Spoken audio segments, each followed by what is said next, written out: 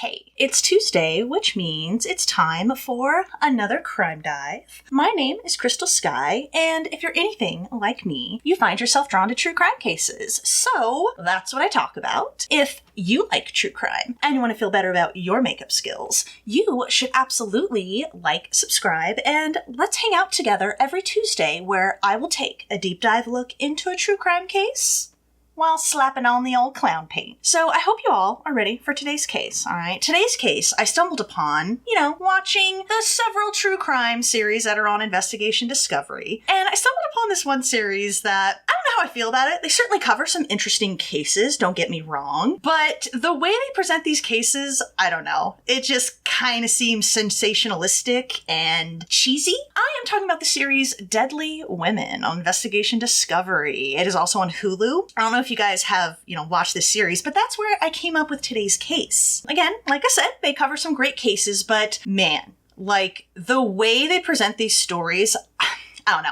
I just think it's funny that people will criticize makeup true crime YouTubers and, say we're being disrespectful by daring to put on makeup while we talk about these cases. But then no one bats an eye when shows like Deadly Women air, all right? Now, look, again, they cover good cases, but man, it's just so sensationalistic, Like the narrator's like, oh, she got married and made a vow, but it was to murder. Really cheesy, over-the-top narration. The experts they interview, same thing. And it just cracks me up that nobody bats an eye about that kind of stuff. Maybe because a multi-billion-dollar corporation is doing it. I don't know. But they will clutch their pearls and go off on makeup true crime YouTubers who do makeup while talking about true crime. It's one thing when, they're actively being disrespectful or something like that. But yeah, when you're just presenting the cases and you just happen to be doing makeup while doing it, I, honestly, obviously don't see the BFD. But yeah, I just thought that was interesting. Just wanted to put that out there. I just thought that was super interesting when I did this case. So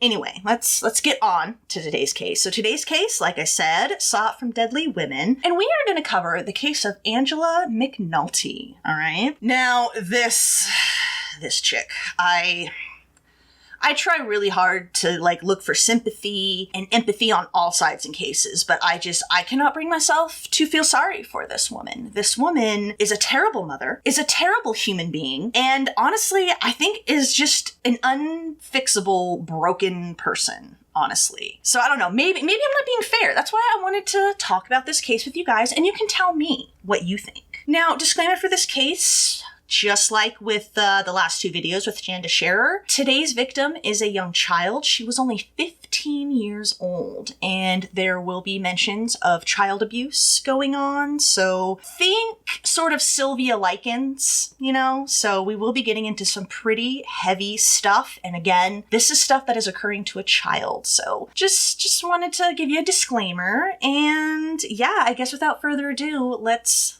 get into this chick and y'all can tell me what you think of her. Oh, and real quick before we get into it, thank you so much to the viewers that called me out on my terrible, idiotic, stupid pronunciation of Paige's name for the Janda Scherer videos. I feel so effing stupid. You have no idea. I've literally never seen the name Paige spelled with a J ever in my life. I've seen the name Paige spelled with G's and variations thereof, never with a J. So yeah, so sorry. It was Paige. My bad. I had no idea. I would have never in a million years guessed that was how you pronounce the name. My bad. So thank you so much for calling me out. And yeah, man, if I mispronounce something, if I have had information that is somehow incorrect or outdated or something, please let me know. Put it down there in the comments because yeah, man, you can try to do all the research you can. You can try to be up to date with everything. And yeah, you're still gonna mess stuff up. So yeah, please let me know and call me out on any of that. I welcome it. All right, let's talk about Angela now. So Angela McAnulty, she was actually born Angela Darlene Fusey on October 2nd, 1968. Her parents were Nancy Darlene and Gerald Jerry Marshall Fusey. Fusey, I hope that's how you say their last name. It's spelled Feusi. So I don't know, Fusey? That's what we're going to go with, all right? Let me know if that's incorrect. So Angela, she also had 4 brothers. She had 2 older brothers named Mike and Charlie and 2 younger brothers. And they were named George and Jerry. So Angela, I believe, was the smack dab middle child. The Busey family lived in the Sacramento area, Sacramento, California. And Angela's mother, Nancy, she was only 15 years old when she gave birth to her first child. Yeah, and by the time she was about 22 years old, she had 5 children. Yeah.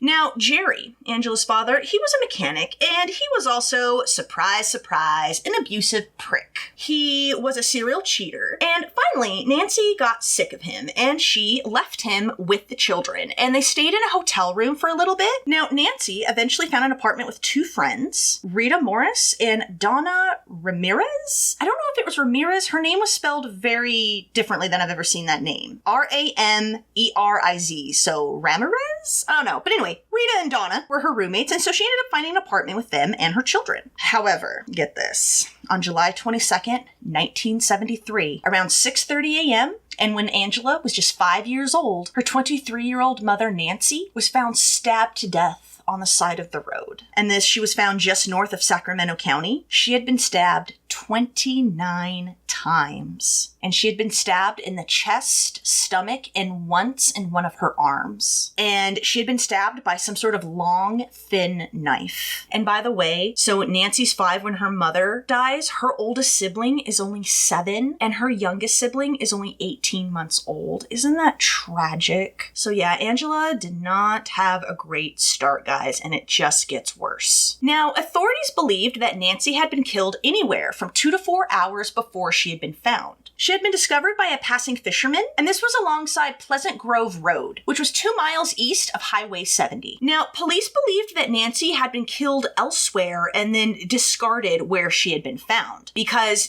obviously 29 stab wounds to the chest, stomach, and arm, she's gonna lose a lot of blood. And there just was not enough blood at the scene. So police theorized that she had been killed elsewhere and then dropped here. At this point, when she had been killed, she had been separated from Jerry, Angela's father, for about 7 months. Police took plaster casts of some of the tire tracks that were found at the scene, along with some, quote, poorly formed footprints. Nancy had been found scantily clad, wearing a miniskirt and bikini-style underwear, and her blouse was found nearby. They did determine that Nancy had sex 24 hours prior to being found. However, I couldn't find any articles or reports if they determined if that was supposed to be consensual or if she was supposed to be assaulted. Rita and Donna had last seen Nancy the night previous. She had left for a party, but they did not know where this party was. But through detective work, police were able to trace Nancy's movements up until about 3 a.m. She had attended a dance at Plumber's Hall?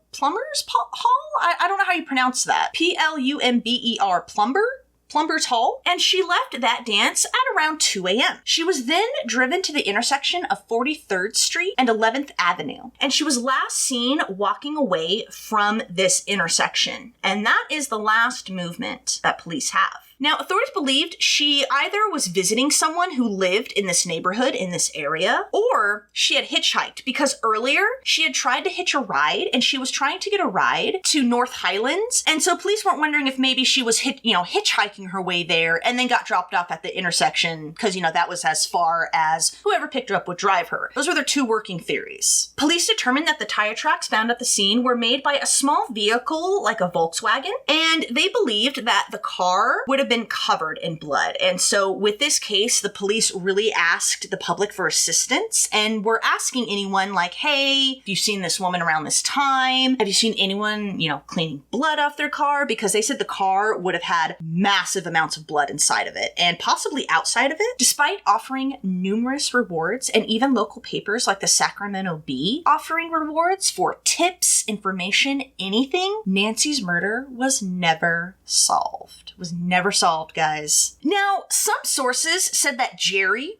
Angela's father, Nancy's estranged husband, was the prime suspect, but I did a lot of digging and I was able to find some original newspaper articles of when Nancy was discovered, and I couldn't find anything that said that they even had a suspect or suspected Jerry. But I guess even if they did, that's something they wouldn't release to the press or the public, right? So I don't know about that, but that is what's said, is that Jerry was the primary suspect. After her mother's death, Angela and her siblings were sent to foster care. That is, until their father, Jerry, came and claimed them. I'm pretty sure he claimed all 5 of his children. Don't quote me on that, but I think he got all 5 children. And unfortunately, like I said, the story just gets worse. Jerry, Angela's father, ended up abusing all of his children. He physically, emotionally, and mentally abused all of his children. It is said he focused primarily on the boys, especially Mike. Mike would say that since his father was a mechanic, he always had a mechanic's tool in his hand, such as a crescent wrench or a screwdriver or something, and he would always use these tools to beat his children. And George and Mike, Angela's younger brothers, they went on record to say that, being beaten with these metal mechanics tools, way worse than being beaten with their father's fists. Jerry starved his children, forbidding them from eating any food. The only thing they were allowed to get out of the kitchen was water. And on the rare occasion that Jerry felt like feeding his children, he gave his children bare rations of very simple food, while Jerry and his new wife ate nice, luxurious dinners in front of the children. If the children were caught stealing food, they would be beaten. Yeah, your child stealing food from you. As far as I'm concerned, it is literally impossible for a child to steal food from their parents. Mike said one night he was so hungry, he stole a carrot from the refrigerator. And because Jerry had remarried a cow of his own, this cow stepmother of Mike's walked by his bedroom, saw him eating the carrot, and alerted Jerry. Yeah, what a cow, right? What a skag. So when that witch went and told Jerry, he came in to Mike's bedroom, yanked him out of bed by his hair, and proceeded to beat the living hell out of him. The children, when they were fed, were expected to eat in silence, so as not just to disrupt the precious TV that was going. George would go on to describe one incident, right, where all the kids were at the table in the kitchen, and Jerry was actually outside, so, the environment inside was, not tense and terrible. And so the kids were all, talking and actually playing around with each other. And then Jerry came in and demanded to know what the hell was going on. He walked around the table, smacking the long metal end of the screwdriver, against his hand, walking around, because he's such a badass, right? George would go on to say, quote, "When he got behind you, you were so scared. And then he got behind Mike and he hit him so hard. It looked like he was going to pass out, and we were not allowed to ask if he was okay." Yeah, Jerry here is a grade A D-bag, to put it very mildly. Now, that was Angela's upbringing and childhood. I don't know a whole lot about the rest of her upbringing, but yeah, that was the environment Angela grew up in. So I know that after Angela graduated high school, she fell into an unstable life. Big shock, right? After coming up with that kind of childhood, she began an unstable life filled with men and drugs. She traveled with a carnival worker for a while, lived in her car, made very little money, and was described as being very possessive and having just a general attitude that she was owed something. Which, again, not to defend this cow, because don't you worry, we'll get into it. So as far as the entitlement attitude goes, I wonder if part of that entitlement, feeling like she was owed something attitude, I wonder if that came from her upbringing, I wonder if she was very angry and bitter about it, and so she felt, she was owed stuff. I don't know. In the early 1990s, Angela met Anthony Maples. The couple would end up having 3 children together, 2 boys, one of whom was named Brandon. I do not know the other boy's name. And they had a daughter, their last child, the youngest, and that was Jeanette Marie Maples. And she had been born August 9th, 1993. Anthony and Angela never married, and due to drug addiction, physical abuse, and just overall neglect, Anthony and Angela did end up having all of their children removed from their custody. And this was when the couple was living in Sacramento in 1995. Jeanette was only a year old when she was taken from her parents' custody. I'm not even sure if Anthony was physically present when his children were taken away or if he was in jail. Anthony said that he spent the better part of the 1990s in jail for drug addiction. However, get this. So, for whatever reason, after spending about 5.5 years in foster care or so, get this, Angela was granted custody of Jeanette. And this was in 2001, and Angela had apparently completed some sort of parenting courses and stuff, and so she qualified to have custody of her children again. Jeanette was about 7 years old at this time. At this time, Angela was working as a cashier at a dollar store, and she had another daughter, Jeanette's half-sister, with another man. She was only given the name P in court documents. I do not know her actual name. And after she got custody of Jeanette, the three of them left the Sacramento area. Now, you might be asking like, wait a minute. You said that she got custody of Jeanette. Well, what about Jeanette's two older brothers? Well, get this. Jeanette's older two brothers, Angela's first two children, they had actually wrote a lengthy letter to the judge in their court case begging, pleading to not go back to Angela. They hated her. They wanted to stay with their foster families. They had a much, much better upbringing. And so the boys were allowed to stay. Now, why no one decided to, investigate why her two older children didn't want to be with her? I don't know. But that would seem to be some red flags like, wait a minute. We're going to give her back her 7-year-old when the two older siblings are like, yeah, no, that ain't happening. We don't want to go with her. Why would nobody look into that? Because no one gives an F, right? Who cares? I'm sorry, this case, ooh, it's fucking blood boiling. You can tell it's blood boiling because I accidentally just dropped the F-bomb and I didn't mean to. So, Jeanette's two older brothers were safe, but poor Jeanette was not. So yeah, not long after leaving the Sacramento area and getting custody of Jeanette back, Angela met Anthony McAnulty. He was a long-haul truck driver, and he lived with his mother. Richard said that he never had a girlfriend or a sexual encounter before he met Angela, who he said he had been introduced to by his cousin, a woman named Mary Freeman. I read other sources that said that this reporting was actually not true, and that Anthony actually had a 12-year-old son from a previous relationship. So not quite sure what Anthony's love life or whatnot was like. Now, Mary, Anthony's cousin, had met Angela at a maternity home after Angela had given birth to Jeanette's half-sister. Now, Mary knew that Angela had had her kids taken away, but she thought it was because Angela used meth, according to Mary, and she thought that's why that she had gotten her children taken away from her, not neglect or abuse. And at this time when she met Mary, apparently Angela was in the middle of fighting to get custody of Jeanette back. Richard said that when we first met Angela, she brought her two young daughters with her, and that Angela, quote, knocked me off my feet. He said he fell in love with Angela's daughters as well, but he did notice, even way back then, that Angela seemed a little harsher on 7-year-old Jeanette compared to her little sister. Even way back here, when he's first meeting Angela, he notices this. Richard asked the girls permission to marry their mother, and in 2002, the couple were married. The couple would end up having one child together, a son that was just named R in court documents, don't know his real name, and in late 2005, the McAnulty family relocated to Eugene, Oregon. And this was to be near Richard's mother, Lynn, and she lived in Leaburg, Oregon? Leaburg. I tried so hard to find a pronunciation for this town in Oregon, and I couldn't find it. So yeah, if you know how to pronounce that, let me know. Apparently, I am just failing at the pronunciations in this. Now, Anthony said that Angela's mood changed when they moved to Oregon, and he just blamed it on the weather.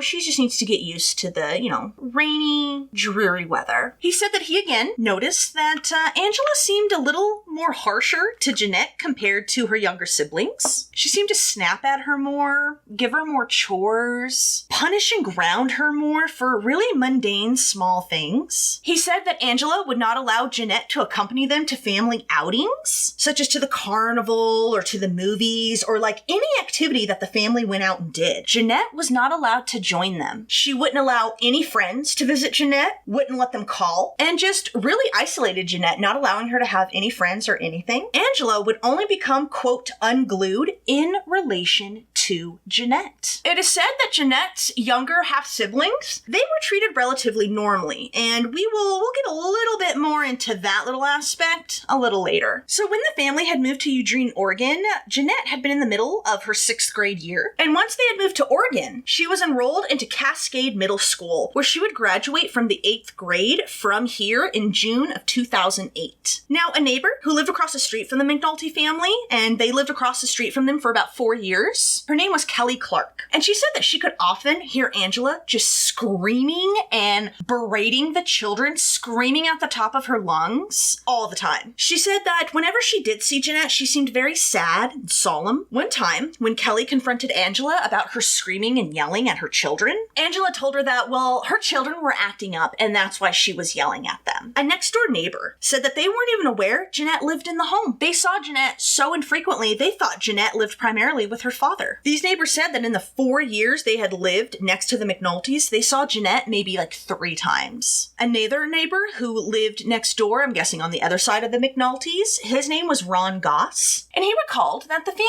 mainly kept to themselves, but on the rare occasion that he saw Jeanette in the yard, he would like smile and wave to her, but she never ever returned the gesture, and he just assumed that she was shy. But turns out Jeanette wasn't shy, guys. Wasn't due to shyness. It was due to the physical, emotional, and mental abuse Angela was inflicting upon her. Jeanette's younger half-sister would later testify that Angela's abuse of Jeanette started almost immediately the second that cow gained custody of Jeanette. Yeah.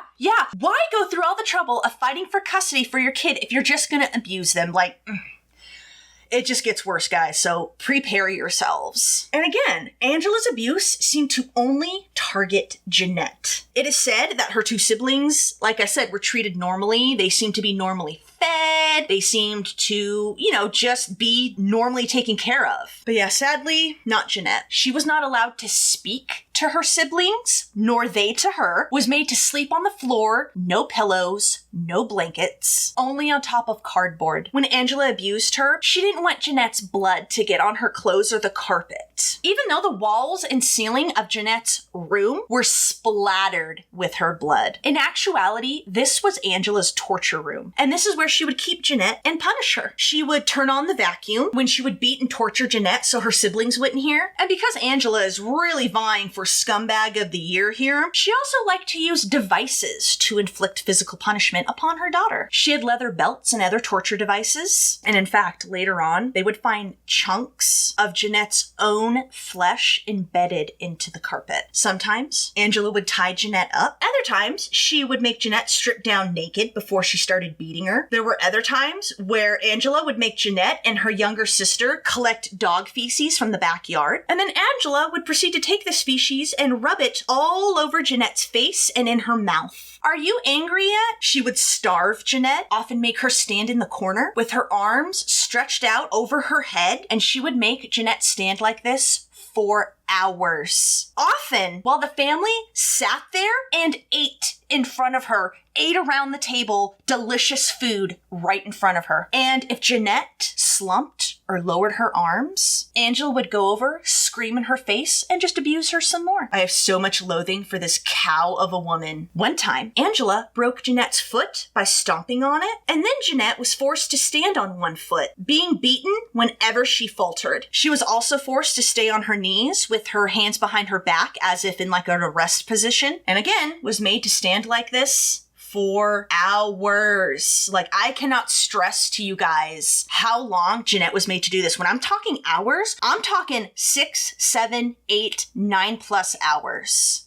Yeah. Angela would keep food locked up in the house, literally locked up behind padlocks. She would keep inventory of all of the food in the fridge, in the cupboards, and wouldn't even let Jeanette get water. One time, she found out that Jeanette was sneaking water from the toilet. Yeah, Jeanette was so dehydrated that she was drinking water from the toilet, and Angela caught her. And so she then proceeded to lock all the bathroom doors, with her only carrying the only set set of keys, and everyone in the house had to go to Angela to ask permission to go to the bathroom, including Richard, by the way. On cold nights, Jeanette was forced to sleep outside in the backyard, sometimes in another torture position. Angela also removed the hoses from outside once she caught Jeanette stealing water from them. She even shut off all the water to all of the sinks in the house and took off the knobs of the faucets, y'all. On the rare occasion that Jeanette was given food to eat, she was not allowed to eat with the family. She was given scraps, or sometimes Angela would stuff spicy hot peppers down Jeanette's throat. Sometimes she'd shove literal dog food down her daughter's throat. And in fact, it is said the McAnulty dog was actually treated better than Jeanette. Now, since I'm sure you're wondering, like, whoa, why, like, what's up with Richard? Isn't she living with someone? Well, since Richard was off and away due to his job, he was a long-haul truck driver, it was usually Angela left at home alone with the children. Richard said that he would get phone calls when he was on the road from Angela, and she would always be bitching and complaining about Jeanette, how she'd gotten in trouble at school and she had to go down there. And yeah, just always complaining about a Jeanette and just what a rotten brat she was, how misbehaved she was. Yeah, just going on and on, always about Jeanette. Now, if you think Richard is a good guy, nah, you would be mistaken. So it didn't matter if Richard was home or not, because even when he was home, he did nothing to stop the abuse or intervene on Jeanette's behalf. Nope, he purposely put on tunnel vision and pretended not to know what was going on in his own home. He said Angela would turn up the TV super loud when he was watching it, and then she would go back to her torture room. He said he could hear the whips of Angela beating Jeanette, but even then, he did nothing. Nah, he stayed on his fat ass watching TV,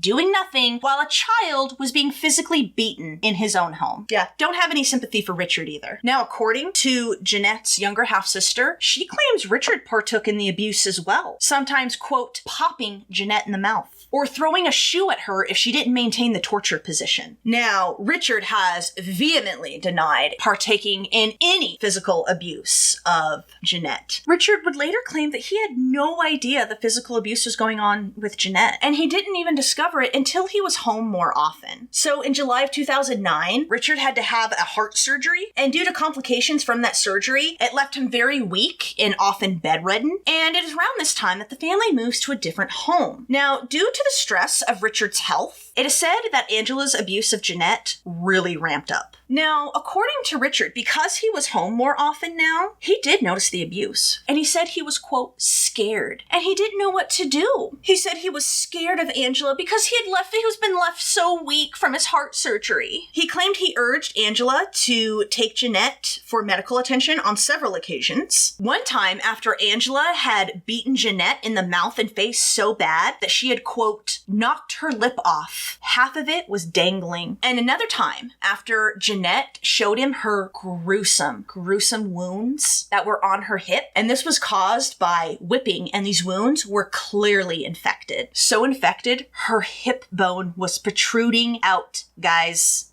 Hip bone protruding out. But each time, he says that Angela told him to mind his own business, and that he had no right telling her what to do with her kids. The girls were hers, not his. He claimed that Angela would also threaten to take off with their son if he ever dared intervene or tell her how to raise her kids. He said he never called the cops because he said that Angela threatened that she would blame him for everything if he did. And then she also threatened to take off with their son. So on top of, accusing him of abuse, she was also threatening to take off and he would never see his son again. He also claimed Angela hit him as well, slapping him upside the head. And he said that he never fought back because he was raised not to hit a woman. He said he could never fight back, and he was just left so weak after his surgery. Yeah, sorry, Richard, I ain't buying your sob story. I think you know damn well what was going on in that house. Personally, that's what I think. I have no sympathy for Richard whatsoever. Richard said that he was cowed by his wife's threats, and he just went along with anything that she said, including putting locks on the cupboards and the bathroom doors. Angela would tell Richard that she needed to do this because Jeanette was, quote, stealing food and water. It was very clear that Angela had all of the power in this relationship, and Richard Richard was just,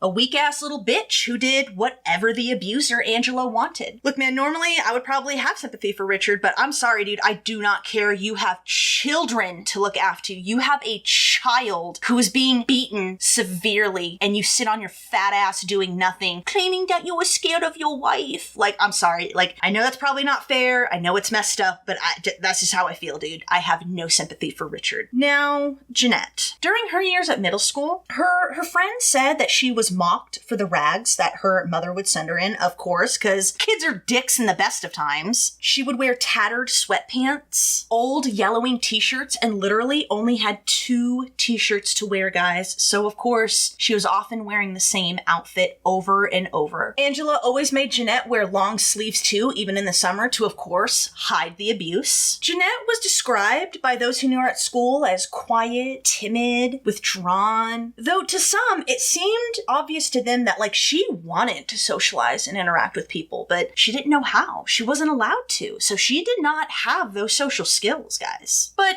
despite this, and despite the bullying, Jeanette did make a couple of friends. Not a whole lot, but she did have a few friends. They said, Jeanette loved school. I mean, yeah, obviously she was away from that hag. School was probably literally the best times of her life. Surprise, surprise, Jeanette had perfect attendance all throughout attending Cascade Middle. Her friend said that Jeanette loved reading, writing, especially loved poetry, and yeah, of course, just enjoyed any time that she could spend away from home at all. But friends and faculty, of course, did notice troubling signs. Angela, I feel like she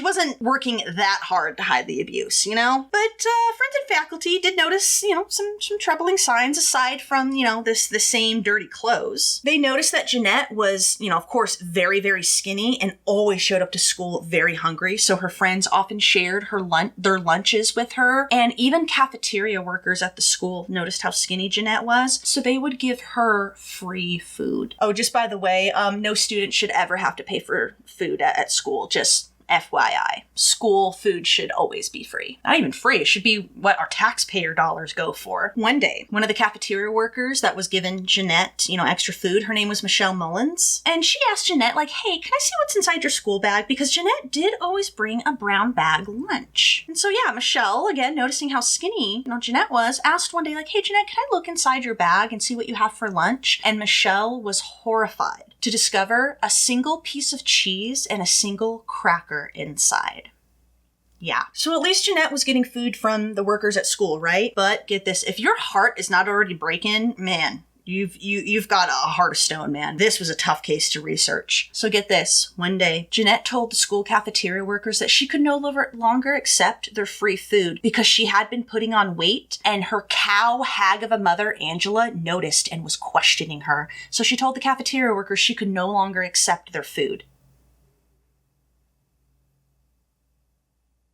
I really hate people. Jeanette's friends noticed that her happy, upbeat demeanor would always change at the end of the day. She would become sullen, withdrawn, very depressed. Her friends described Jeanette's mother as, being very strict and very cold, always keeping Jeanette and her siblings isolated from everyone. They said they were not allowed to call Jeanette, invite her over, or anything. They were not allowed to be her friend. Jeanette would spend hours and hours after school in the school library, staying as long as she could until they closed up. And finally, one day, a teacher pulled Jeanette aside and asked her, like, hey, is everything okay at home? And that is when Jeanette broke down and said, no, it's not. My mother abuses me. Jeanette said she was afraid of her mother and was afraid to tell anyone because she was afraid of what her mother would do if she found out. She said that she was afraid of connecting with people, didn't know how to interact with people. And after this conversation, the teacher called the Oregon State Department of Health Services, DHS. And a social worker was sent out to visit the McAnulty home. Angela, of course, told the worker that Jeanette was a compulsive liar and that everything was actually fine. And then, surprise, surprise, you're not going to be surprised with this, nothing else was done.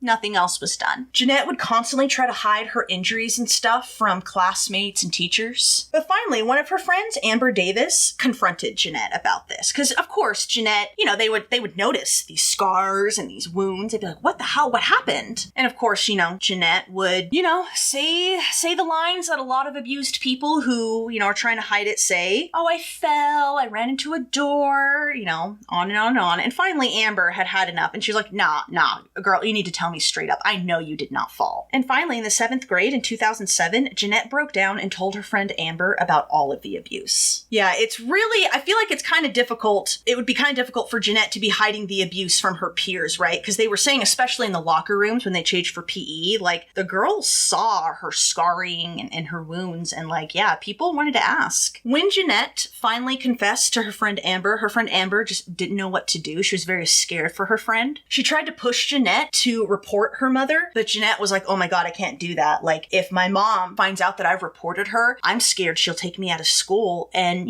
then Jeanette would lose literally the only escape she had. But when Amber got home that night, she couldn't get out of her mind. And so she told her parents what Jeanette had told her. And Amber's parents then called the child welfare offices. According to Amber's mother, Holly Sams, this call of theirs was not taken seriously. And in fact, they were almost mocked and condescended to. She said that the worker on the other line told her that secondhand counts of alleged abuse were not, quote, sufficiently serious grounds to send a worker over.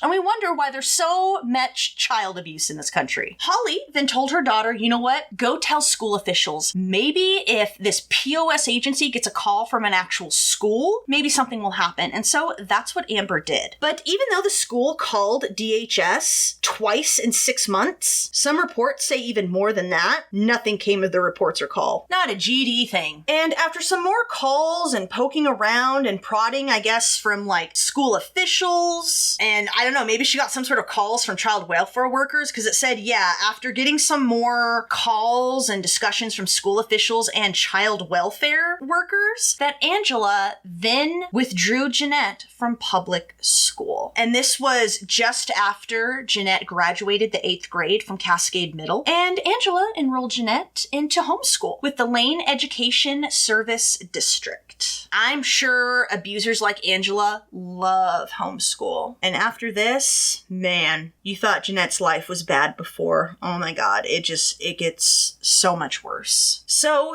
after she's in homeschool, Jeanette is now completely isolated from the world. Completely. Hidden away from family, friends, and the entire outside world. Jeanette's half-siblings, they were still enrolled in public school, and they were still allowed to go. Richard was often not at home at this time. He had not yet had his surgery. Remember, he had that in July of 2009. So he was not at home at this time. And this left Angela and Jeanette home alone all day with Richard on the road and the 2 siblings in school. And you can guess it. It was right after this when she enrolls Jeanette into homeschool that the abuse really ramps up and just escalates even further once Richard had his heart surgery. Richard's own mother, Lynn, she even tried to help Jeanette. So when Richard had to go to the hospital for his surgery, his mother, of course, visited. And Lynn said that Angela and the children were there. And apparently this was the first time Lynn, I guess the article specifically said this was the first time Lynn saw her step-granddaughter. So I don't know if this is the first time she ever met Jeanette or the first time she had seen her in a long while. Unclear about that. But Lynn was horrified at what she saw. She said Jeanette's hair looked like it had just been hacked off. She was deathly skinny. And Lynn said at the hospital when she saw them, Jeanette also had a big, fat, busted lip. And when Lynn asked Jeanette, about the injury, Jeanette, of course, was like, oh, I just fell. But Lynn was immediately concerned because she was like, I don't know, to me, that did not look like a fall. That looked like someone straight up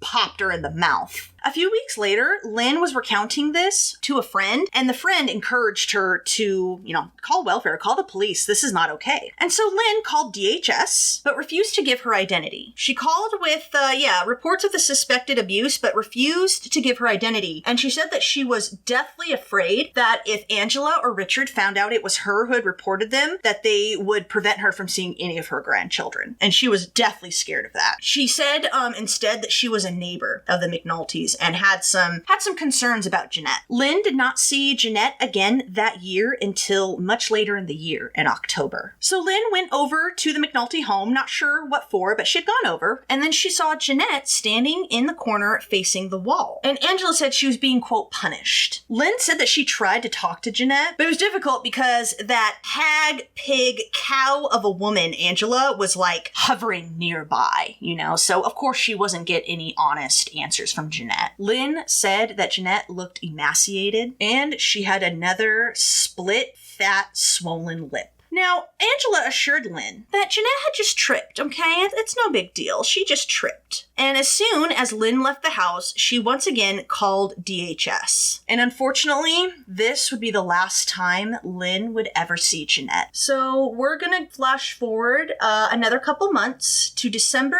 9th, 2009. Jeanette, after suffering a particularly nasty head wound that had happened a few days earlier, and this wound had left her dizzy, difficulty walking, standing, and she had had this injury for a couple days. And yeah, on the night of December 9th, Jeanette fell asleep on the floor and didn't wake up. In an attempt to wake her up, Angela and Richard put Jeanette in a bathtub and started running cold water all over her. And then the two morons called Lynn when Jeanette was still not waking up. They called Lynn, who was at home. Angela told Lynn that Jeanette was cold, stopped breathing, and they couldn't get her to wake up. Lynn yelled and berated and chastised Angela for not calling 911. Angela said she didn't want to call the police because she didn't want to go to jail. Lynn then demanded to speak to her son, who got on the phone, and she told Richard that they better damn well call the cops and 911 right now, or she was going to do it. And that's when they hung up with Lynn and called 911. A few minutes later, Lynn called back, and Angela supposedly told Lynn that she had whipped Jeanette and, quote, just got carried away. When paramedics arrived at the McAnulty household, Angela was crying crocodile tears and telling them to, quote, help my baby. The loathing I have for this woman. She was on fire. I wouldn't piss on her to put her out. Angela told first responders that her daughter had stopped breathing. Now, the lead paramedic, Ryan Sheridan, he met Angela in the driveway, all right? So he pulls up. He's the first one seen. He meets Angela in the driveway, whom he said was talking very fast, saying that Jeanette had fallen down and it seemed okay for an hour or so before she had called them. When paramedics got inside the household, they saw that Jeanette was laid out on the living room floor. I read other reports that said that they actually found her in the bathtub still. And needless to say, paramedics were absolutely shocked at the state of Jeanette's body. Absolutely shocked. Ryan said that he immediately knew that something was not right. Like, it was so obvious. He's like, yeah, this ain't right at all. He said that Jeanette had no shirt on, had wet hair, a bandage was wrapped around her head. She had bruises all over her face, so much so that it actually made her face look disfigured. Her lips and mouth were just like pulverized, and there were numerous cuts above her eye. Ryan said that she was so thin that her bones were literally like sticking out. And he noticed the hip wounds that she had, and he said these wounds were so deep that the flesh had been stripped away. And her bones were exposed. Remember, we talked about this earlier. Richard noticed that. Yeah. Her body was so small and frail that Angela was questioned numerous times as to Jeanette's age. They could not believe that they were looking at the body of a 15-year-old teenager. They were like, how old is she? 15? What? How old is she? Like, constantly berating Angela and asking her, like, how old did you say she was? How old? You want to know why they questioned why it was a 15-year-old? Because it would later be revealed that Jeanette weighed only 50 pounds. 50 pounds. She was 15 years old. She weighed 50 pounds. So Jeanette had no pulse, so they attempted CPR on her. They inserted a tube into her lungs in order to, help her breathe. And as they were working to resuscitate and revive Jeanette, they would later testify to Angela's bizarre, weird, kooky behavior that she exhibited as they were working to save the life of her daughter. They said at first, Angela was agitated, then she was very quiet, and then all of a sudden she was hysterical and laughing, and it was just very bizarre. It was a very bizarre scene. The fire captain at the scene, Steve Walruse, I hope I said his name right. He said, quote, "I just remember it was an odd response. Very odd. He said he remembers feeling, quote, the hair on the back of my neck. I have never had that feeling in 18 years. All I wanted to do was run." And this was specifically about, like, yeah, Angela's bizarre behavior, particularly the laughing, like, really creeped him out. Meanwhile, Richard, as they were, working on Jeanette, never said a word. Never said a single word. Captain Walrus said that after witnessing Angela's bizarre behavior and seeing Jeanette's just malnourished, terrible state of her body, he decided to call the police, or to call his supervisor, who then called the police. Jeanette was rushed to the ER, where they, of course, tried to resuscitate her, but the abuse and neglect, guys, it was just too much for poor little Jeanette to handle. It was just too much, and she could no longer fight. She was pronounced dead at 8:42 p.m. that evening. Her official cause of death was listed as cardiac arrest. Though she had so many injuries and wounds, I guess it was really difficult to determine, like, which specific wound, like, ultimately caused her death. I read another source that said that they actually classified Jeanette's death as, quote, multifactorial abuse and neglect, including bleeding on the brain, septic shock, dehydration, and starvation. The attending physician who attempted to resuscitate Jeanette, Dr. Elizabeth Hilton, she was told that Jeanette had no prior medical problems. But yeah, she's a doctor, she's a health professional, and she immediately disputed that. She could see Jeanette's body, guys. She could see the evidence of wounds that never healed properly, scars. She observed that Jeanette's front teeth were broken down to the gum line. Her lips were maimed due to being constantly injured and never medically treated. She had severe wounds all over her legs and back. Many of them were infected, and many of these wounds went down all the way to the bone. In fact, all in all, Jeanette's little body, little 15-year-old, 50-pound body, had over 200 wounds. And these were wounds, like, all over her body, guys, like, all over. And Jeanette also had 0% body fat. Dr. Hilton also found massive bleeding from the head wound. And this is, of course, like bleeding inside of her brain. I read another source that said Dr. Hilton also found evidence that someone had cut away dead and infected skin from some of Jeanette's wounds. Jeanette also had pneumonia caused from an abscessed lung that might have sent bacteria into her bloodstream. Dr. Hilton later met Angela, Richard, Lynn, and the rest of the family in the hospital, in the lobby, to tell them, that Jeanette had passed away. And Angela told Dr. Hilton that Jeanette had been eating, but had gotten very skinny as of late. She did also inform the medical staff, the hospital staff at this time, that Jeanette was in fact homeschooled. So Lane County Sheriff's Detective Aaron Hoberg, he arrived at the hospital as Jeanette was pronounced dead. He said that the medical staff looked absolutely crushed when they walked out of the operating room. So yeah, he, of course, brings the McAnultys down for some questioning, because it's pretty obvious that Jeanette was abused. Wasn't obvious to, child welfare officials. Now, down at the station, Detective Hoberg interviewed Lynn first, and then Richard. Richard said that he had given Jeanette a long time out that evening, and at some point, he even admitted to being the one who killed her. Apparently, on the way to the station, get this, Richard and Angela had a conversation, all right? So they're driving down to the station, and it was discussed how Richard would admit to him killing Jeanette. Now, the thought process was that they would give Richard a lighter sentence because of his health issues. However, after Detective Hoberg interviewed P, remember Jeanette's little half-sister, and R, her little half-brother, he discovered the real truth. He discovered the ugly reality that was Jeanette Maples' life. R told the detective that he had witnessed his mother slam Jeanette's head with a door. P, on the other hand, she became very nervous and shaky and dodgy when police were questioning her. Social workers were also in the room, and she especially got super nervous. I guess she didn't really get nervous until they asked to look at her arms and legs. They were looking for, any type of wounds. And that is when, P got super shaky and nervous. They found scars on her arms, legs, and lower back. And they noted that the wounds were faint, but they were very numerous. And when they asked P how she had gotten them, she insisted that they were from a cat that she had been trying to hold that didn't want to be held, and so it scratched her. Now, when asked how this cat managed to scratch her lower back, she was unable to answer. And she continued shaking and just kind of really being freaked freaked out and she said, quote, "My mom isn't going to spank us anymore. She's trying not to. She said she was just going to do timeouts now." So that's why earlier, remember when it said that P and R would arrive at school relatively,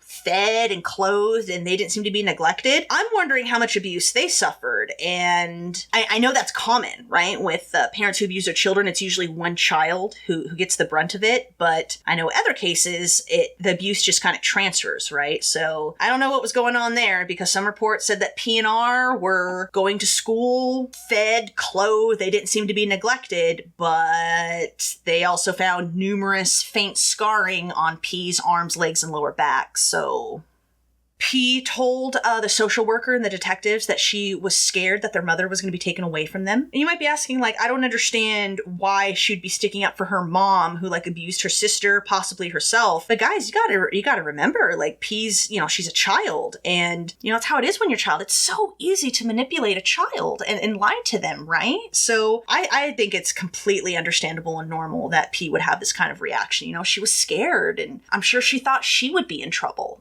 So after finding out this little tidbit of info, Detective Hoberg then went back to Richard. And at this point, Richard had talked to his mother, Lynn, and she told her son that you better not confess to something you didn't do, and you better tell the truth. And once Detective Hoberg talked to Richard again, he confessed about the abuse Jeanette suffered, laid it all out on the table, said how he was scared of Angela, of course, because of course he's trying to minimize his own involvement. Afterward, after getting all this, that is when Detective Hoberg decided to interview Angela. And at this point, it was around midnight. So Angela, wearing a High School Musical sweatshirt, attempted to play dumb. Yeah, she attempted to, just plead ignorance and not know what happened. She said that her two youngest children attended public school, but Jeanette did not. She denied ever hurting Jeanette, ever putting a finger on her, and actually pointed to Richard as the disciplinarian and saying that he was actually the one in charge of punishments. They asked Angela, well, what kind of punishments does Richard dole out? And Angela said that he would whip the children with a, quote, long belt. She said that was why Jeanette's hips were injured, that Richard had used the belt on her. That's why her hips had those gnarly wounds. Now, when detectives confronted Angela about Richard's confession and what he said, along with her own children, this is when Angela started changing her tune. Do you think detectives love that part where, they have all this evidence and they know that the perp they're interrogating is lying and they just let them, go on? Do you think they enjoy when they confront them with, the truth? In this case, specifically, I know I would enjoy it. So, yeah, confronted with the truth, Angela started changing her tune. She said that, she did occasionally spank Jeanette, but only on the bottom. She said, quote, "Can spanking kill her?" Yeah, trying to act all dumb and be like, oh, well, gee golly gosh. She said that she had gone shopping earlier that day and that Jeanette had gotten into an argument with her little brother. And this argument caused Jeanette to fall over. And that was how she got all the cuts and bruises on her face and lips. Now, of course, detectives are not buying Angela's BS. Not only is she not that intelligent, she's not a good liar, she's certainly not that bright, and she's really not a good actress. So detectives decided to press Angela further on her daughter's deplorable condition. Angela said, quote, "The reason why she's so skinny, honest to God, is when she split her lip a while back. I did not know exactly how to feed her." She told detectives that the wounds on Jeanette's lips hadn't healed because Jeanette, messed with them, right? She picked at them. She said, quote, "She's the type of child who messes and messes and messes with stuff." And when detectives, pressed her on well, you said that you saw her getting skinnier and she's having trouble eating, why wouldn't you take her to the doctor? But she didn't have any answers for that. She just repeated that she fed Jeanette every day. And finally, tired of Angela playing dumb and pleading ignorance and repeating the same thing, detectives finally went bad cop on her and just told her, yeah, we don't buy anything that you're saying. And when they started pressing Angela, that's when she admitted that she did get angry. So angry that she would just hit Jeanette. And she didn't know why or how she had gotten so angry. She said, quote, "I guess the thing she did just got to me." Really wish I could say what I really am thinking of Angela. Angela did admit that she had caused the bone protruding wounds on her hips and that she had created these wounds with multiple tools, including a yardstick, twigs, pliers, and other tools. Investigators had found whips, red-stained sticks, and belts, caked in stiff, dry blood, all at the home, along with Jeanette's cardboard mat. They also found evidence that Angela had attempted to sanitize these weapons. Angela did confess that she beat her daughter naked to, quote, keep the blood off her clothes. She admitted to kicking Jeanette in the vagina and the anus with boots on, and in fact, these areas were so swollen on Jeanette's body that at first they thought there was sexual abuse as well. But nope, it was just Angela kicking her in those private areas with her boots. At this point in the interrogation, Angela just starts, apologizing and weeping, acknowledging she had done wrong. She said, quote, I did wrong. I never should have spanked my daughter with a belt. Yeah, that's not all you did. But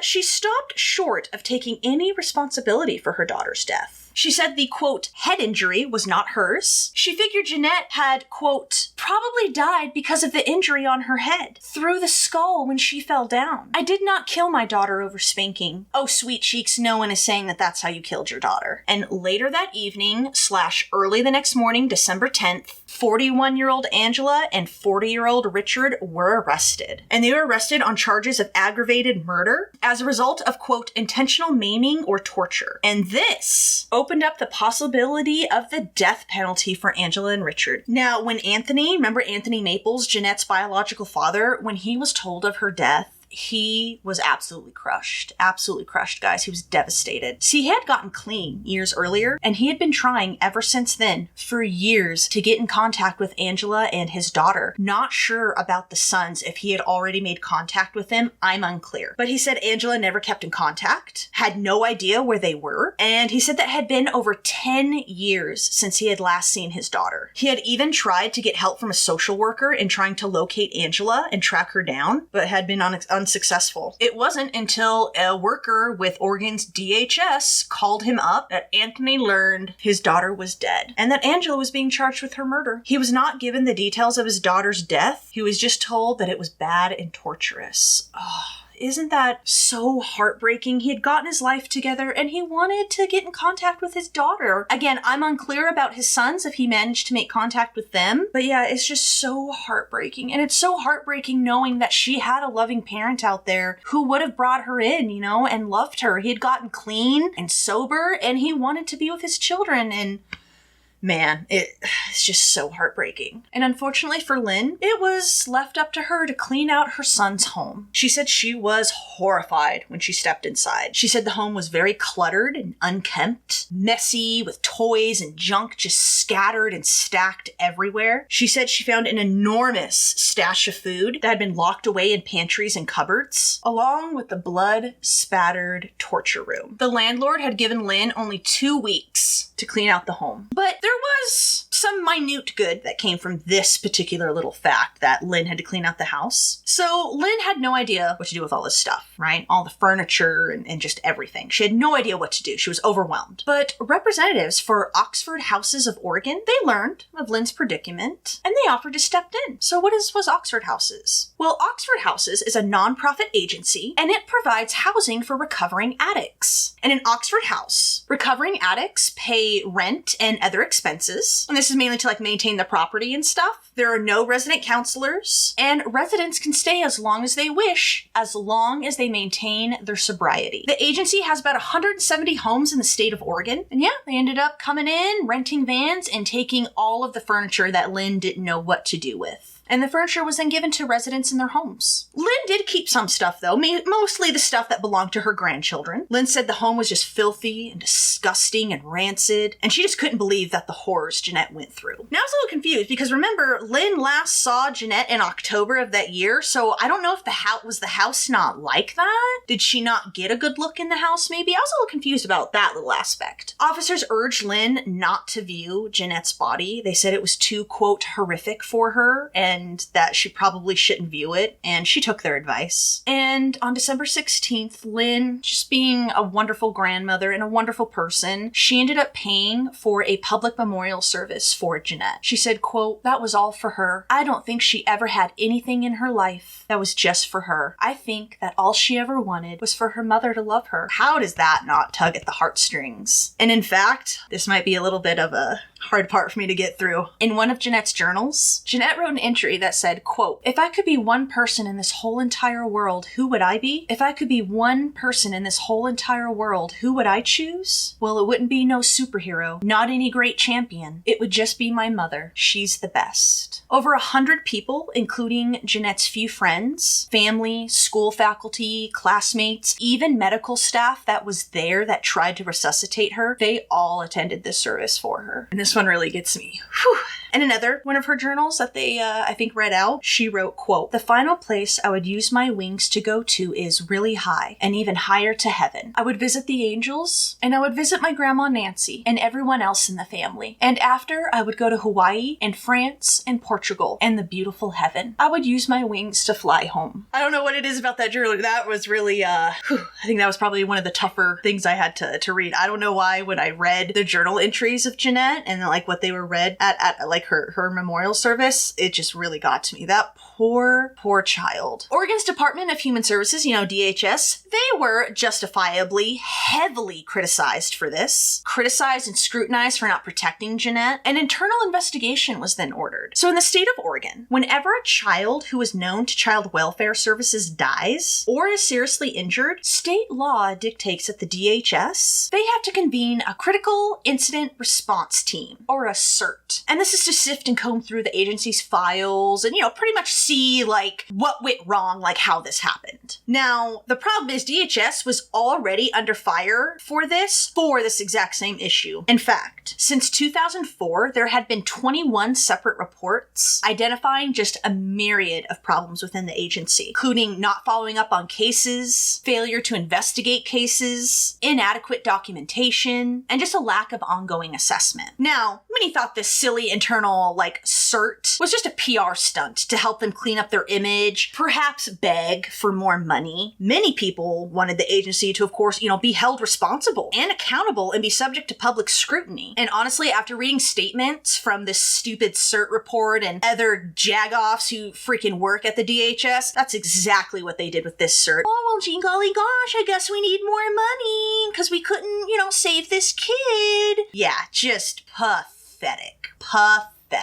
That was pretty much all the statements I saw from them that was the gist of it. Oh, gee golly gosh, I guess you should give us more money. And of course, as we know, even if that agency was given money, you think that money would go to where it needed to go? Hell no. The CERT report was released in January of 2010, and it did conclude that the state of Oregon failed to protect Jeanette. You think?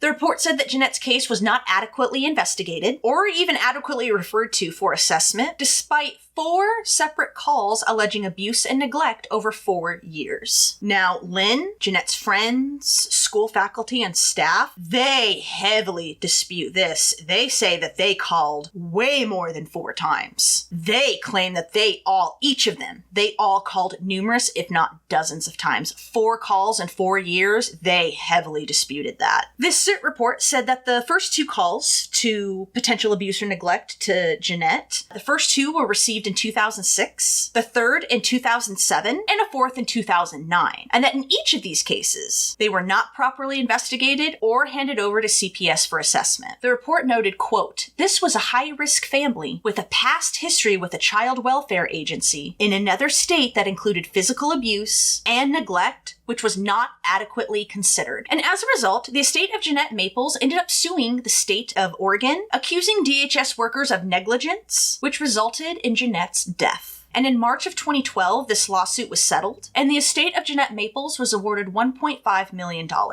Now, let's get back to Tweedledee and Tweedledum here, all right? Let's see what happens to these scumbags. So at their preliminary hearings, both Richard and Angela pleaded not guilty, but on February 1st, 2011, on the day her trial was to begin, guess what? Angela ended up copping to a plea deal. She pled guilty to aggravated murder and to destroying and altering evidence. So, now that the jury that had been convened for her trial, now their job wasn't to assess if Angela was guilty or innocent. Now, it was their turn to assess her sentence. What should her sentence be? And actually, maybe she didn't plead to a plea deal. Maybe she just outright pled guilty. So, the jury had to decide whether Angela should get life with no possibility of parole, life with parole eligibility in 30 years, or the death penalty. Now, the defense, led by Ken Hadley, he tried to get the death penalty taken off the table completely. He tried to argue to the judge that the prosecution, led by Joanne Miller, they had failed to prove that Angela would be likely to reoffend or pose a danger to anyone other than her own family. But the judge disagreed, and he did allow for the death penalty to be a possible sentence. Now, during the sentencing phase, Angela's 2 younger brothers were called to the stand, and they testified to the abusive, traumatizing, neglectful childhood and upbringing they had. Another friend of Angela's, named Linda Martis, she also testified, I think more as like a character witness. She had met Angela at a home for unwed mothers. I read some other sources that described it as like a Catholic home. And she said that, yeah, she saw no behavior in Angela when she knew her that would predict that this would be in Angela's future. Angela cried and put on a real dramatic show of it as like her friends and brother were testifying for her. Hadley was trying to paint Angela as someone, who abused her children, yes, but she did not intend for her daughter to die. She didn't intend for Jeanette to die. Miller, meanwhile, painted Angela as a, quote, cool-headed killer. Miller brought up testimony after testimony from paramedics, doctors, detectives, and they all described the awful condition that Jeanette's body was in. Testified to the extent of her injuries, to her abuse. Richard testified against Angela, recounting the abuse Jeanette suffered, and he described in detail what Angela did to her daughter. Jeanette's younger half-sister P, she was 13 years old at this time, and she also testified against her mother. R was about 6. P was living with a foster family at this time as well, and yeah, she got up on the stand and testified to the abuse that Jeanette suffered, and just told the court exactly what life was like for Jeanette in the McAnulty household. She reiterated that Jeanette started suffering abuse literally the day Angela got custody of her. She went into detail how the 2 of them were forbidden to speak to one another. She said she wanted desperately to help her older sister, but if she did, their mother would just abuse Jeanette more and harder. I guess one time she had been caught sneaking Jeanette water, and yeah, Jeanette really got it bad. And so after that, Pete, didn't help her because she didn't want Jeanette to suffer even more. She also testified that only a few days before Jeanette's death, Angela showed her daughter a quarter-sized wound on the back of Jeanette's head. And she told P that if someone was stabbed in the head with a branch, it would cause brain damage. She testified that when her mother showed her this wound, Jeanette was acting, quote, strange. She was requesting a blanket even though she was bundled up with one, and she had even fallen asleep in the torture position. She also testified that after her mother and Richard got together and got married and they all moved in together, Angela made the torture room in a room as far back in the house as she could so that she could just shove Jeanette back there. P testified how Jeanette was made not to be a part of the family. P did admit, too, that on the rare occasion that DHS workers did show up to the house and interview them, that she did lie, and she did say that everything was all right. And she said she did so because Angela would tell all of her children daily, quote, what happens in the house stays in the house. All throughout the prosecution's witnesses, Angela showed no emotion, and during P's testimony, the judge ordered Angela that she couldn't even look at her. Yeah, he's like, you don't even get to look at her. Miller also brought in sheriff's deputies, Kelly Rahm and Kathy Remington, and they testified about Angela's behavior behind bars as she was awaiting trial. So the prosecution wanted to prove that Angela was a continuing threat to society, and this was, of course, so they could get the death penalty, right? Deputies Rahm and Remington, they testified that Angela was an insincere manipulator. Rahm said that Angela's demeanor, at first it was extremely confused and emotional, but then she was more sheepish-like and apologetic. Quote, so much so that it became insincere and theatrical. She said though Angela exhibited passive behavior behind bars, she repeatedly defied prison rules. She would pass items to other inmates, visit other inmates when she wasn't supposed to, just kind of like little stuff like that. Rahm said that whenever Angela was confronted on her rule breaking, Angela would, quote, stick out her lower lip like a little child. The deputies testified that Angela walked a fine line between breaking prison regulations and trying to get the other inmates to like her because, oh boy, apparently Angela was pretty well hated in prison when she first got there. Like, apparently all the chicks hated her. And so she was trying to toe this line of breaking regs while trying to make inmates like her. She's trying to find that sweet spot, right? The deputies also testified that Angela participated in, quote, deputy shopping. And this is when inmates try to find like guards and like other administrative people who work in the prisons who may be sympathetic to them. And they usually do this, you know, to kind of get help filing paperwork. Maybe someone takes a little pity on them and helps them away along the way, or does a little something for them, you know, like kind of like that. Apparently that's what deputy shopping is. Yeah, and apparently whenever she had to, you know, submit forms or do everything, she would try to find a guard who was sympathetic to her. She was pretty much characterized as just being a petty, petulant child, a brat behind bars. She even complained to the jail's mental health specialist that